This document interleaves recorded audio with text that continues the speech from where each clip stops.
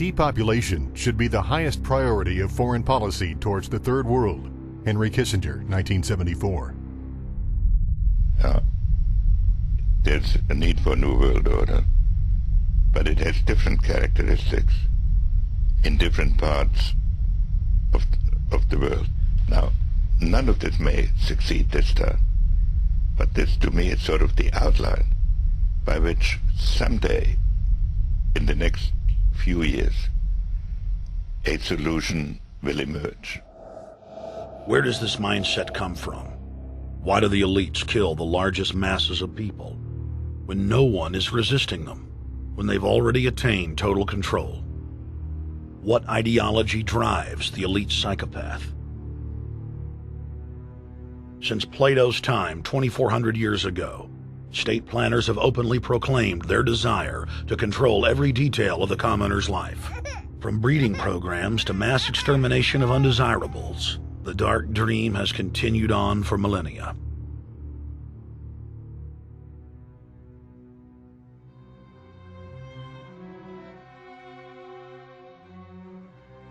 The scientific rationale for tyranny has always been attractive to elites because it creates a convenient excuse for treating their fellow man as lower than animals. Robert Thomas Malthus, famous for saying that a mass food collapse would be helpful because it would wipe out the poor. His fictional scenario would later be called a Malthusian catastrophe. Malthus is important because his ideas led to the rise of a new scientific field that would dominate the course of human history for the next 200+ years. Charles Darwin, an admirer of the Malthusian catastrophe model, developed the theory of evolution, its chief tenet being the survival of the fittest. With the help of T.H. Huxley, known as Darwin's bulldog for his strong support of Darwin's theories were pushed into wide acceptance among key scientific circles throughout England and then the world. Darwin's cousin, Francis Galton, credited as the father of eugenics, saw an opportunity to advance mankind by taking the reins of Darwin's evolution theory and applied social principles to develop social Darwinism. The families, Darwin, Galton, Huxley, and Wedgwood, were so obsessed with their new social design theory that they pledged their families would only breed with each other. They falsely predicted that within only a few generations, they would produce supermen. The emerging pseudoscience was only codifying the practice of inbreeding, already popular within elites for millennia. The four families experiment was a disaster. Within only 2 generations of inbreeding, close to 90% of their offspring either died at birth or were seriously mentally or physically handicapped. The moneyed class of the planet, and particularly the royal families of the world, who were already obsessed with breeding and filled with a predatory disdain for the underclass, seized on the new science and began aggressively enforcing its aims worldwide.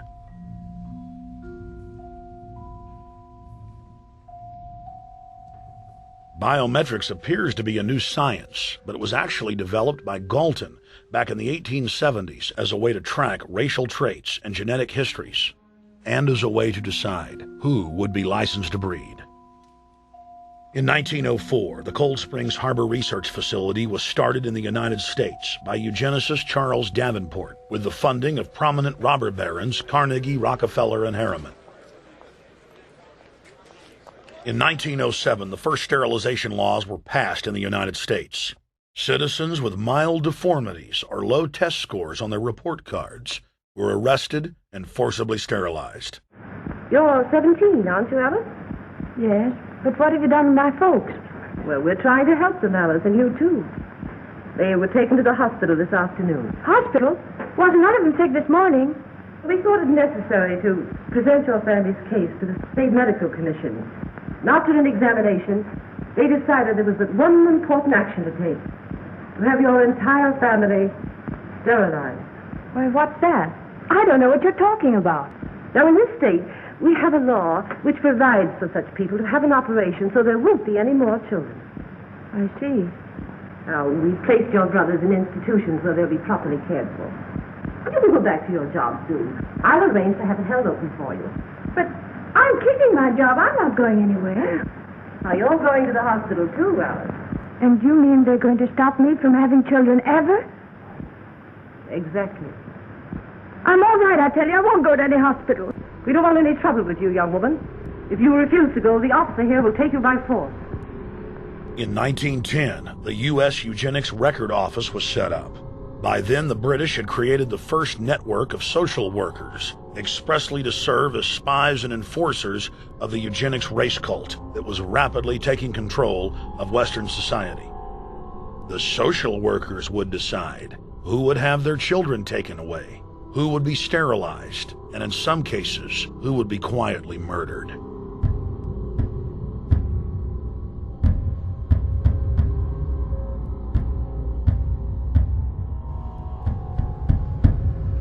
In 1911, the Rockefeller family exports eugenics to Germany by bankrolling the Kaiser Wilhelm Institute, which later would form a central pillar in the Third Reich. At the 1912 International Eugenics Conference in London, eugenics becomes an international craze and gains superstar status. The futurist and best-selling sci-fi author H.G. Wells had studied biology under top eugenicists and was spreading the new faith worldwide. In 1916, H.G. Wells' lover, Margaret Sanger, starts her promotion of eugenics in the United States. In 1923, Sanger receives massive funding from the Rockefeller family.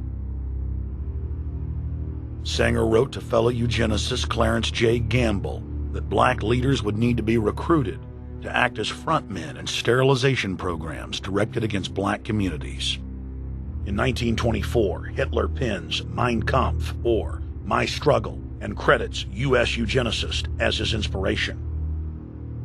Hitler even wrote a fan letter to American eugenicist and conservationist Madison Grant, calling his race-based book, The Passing of the Great Race, his Bible.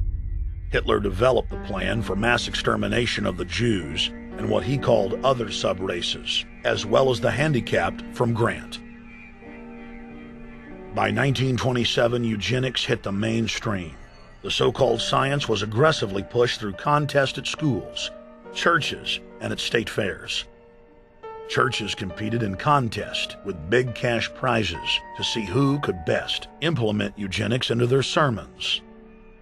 Major denominations then tell Americans that Jesus is for eugenics.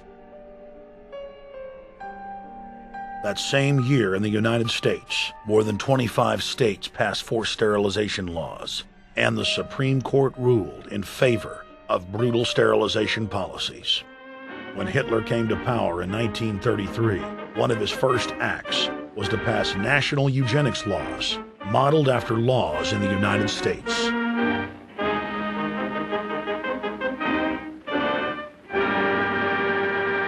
The 1934 film Tomorrow's Children brought the eugenics agenda to the silver screen in the United States. In the case of Miss Mason, I can see no reason for the operation that's been recommended. The girl is perfectly normal. She's hard-working and has a good reputation. Do you know anything about her family background? Oh, yes, Your Honor, I do. There are several other children, aren't there? Yes. What is their condition? One is a cripple. Two others might be classed as feeble-minded. Isn't the oldest son in jail? Oh, yes, I believe so. And knowing all that, you still contend that this girl should be allowed to bring more people like that into the world? She's sound, Your Honor. She's not anything like the rest. Surely she should be given a chance to work out her own salvation. I can't agree with you, Doctor. Suppose she is normal. The chances are that her children will inherit the family taint. Isn't that possible? But, Your Honor, I'm sorry, Doctor. 3 generations of unfit are enough. Petition not allowed. By 1936, Germany had become the world leader in eugenics for taking effective actions to sterilize and euthanize hundreds of thousands of victims. The big 3 of American eugenics, Davenport, Laughlin, and Goethe, were dispatched by the Rockefellers to Germany, where they advised the Nazis on the fine-tuning of their extermination system. With the strong support of the U.S. and England, Germany had gone over the edge, and tens of millions would pay with their lives. At the end of the war, the Allies protected from prosecution the very Nazi scientist that had tortured thousands of people to death. The Nazi brand of eugenics had embarrassed the elites, but they had no intention of stopping their plans. The Allies literally fought with each other over who would get top Nazi eugenicist. It didn't matter if the SS doctors had tortured tens of thousands to death. They were free to go. The Angel of Death, Joseph Mengele, and his boss, Ottmar von Verscher, were not prosecuted, and von Verscher even continued his work in Germany after the war. Eugenicists were angry that their great work had been exposed. They then scrambled to camouflage their agenda. Eugenics Quarterly became Social Biology. The American Birth Control League became Planned Parenthood. New terms like transhumanism, population control, sustainability, conservation, and environmentalism replaced racial hygiene and social Darwinism. Many eugenicists of the previous period engaged in what they called crypto-eugenics. Purposefully taking their eugenics beliefs underground, they became highly respected anthropologists, biologists, and geneticists in the post-war world.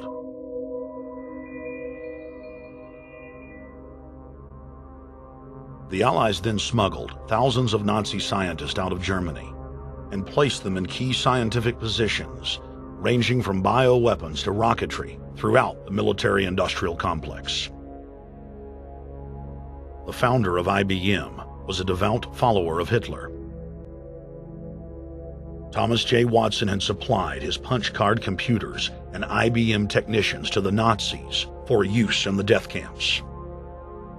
Tattoos on camp victims were IBM human identification numbers, which fed into the computers.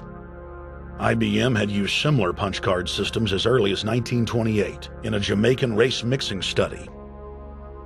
The first real computers were literally invented by a eugenicist for eugenics.